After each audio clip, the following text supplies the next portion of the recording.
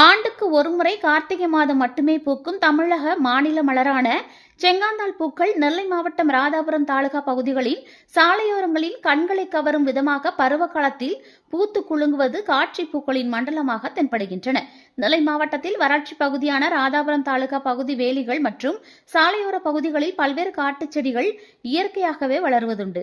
செடி வகைகள் அருகிலுள்ள மரங்களை பாதுகாப்பாக பற்றிக்கொண்டு வளரும். செடிகள் அருகாமையில் இருக்கும் மரங்களை பற்றிக்கொண்டு வளர்வது இயற்கை. அதில் ஆண்டுக்கு ஒருமுறை கார்த்திகை மாதத்தில் மட்டுமே பூக்கும் செங்காந்தாள் மலர்களான கார்த்திகை பூ என்று அழைக்கப்படுவதுடன் தமிழக மாநில மலர் என்பது குறிப்பிடத்தக்க அம்சமாகும். ஆண்டுக்கு ஒருமுறை மட்டுமே மலரும் இப்பூக்கள் மிகுந்த விஷத்தன்மை கொண்டது என்பதுடன் அடிவேரை கொண்ட கிழங்கு வகை புற்றுநோய்க்கு மருந்தாக இருப்பது முக்கியத்துவமாகும். இதனை பயன்படுத்த தமிழக அரசு நடவடிக்கை எடுக்க தவறி வருவது குற்றச்சாட்டு. அரிய வகை மூலிகை செடியாக கருதப்படுவதால் இதனை முறையாக பாதுகாக்கும் விதமாக தமிழக அரசு பராமரிப்பு உட்பட பாதுகாப்பை செங்காந்தாள் மலர் செடிகளை வளர்ப்பிலான நடவடிக்கையை அமல்படுத்த வேண்டும் என்பது ஆண்டாண்டு காலமாக பொதுமக்களின் கோரிக்கையாக இருந்து வருகிறது. அரசு தரப்பில் மாநில மலரான செங்காந்தாள் செடிகளை பாதுகாத்து வளர்ப்பதுடன் முழுமையான பயன்பாட்டை தமிழகம் முழுவதும் பெற வேண்டும் என்பது முக்கியத்துவம்.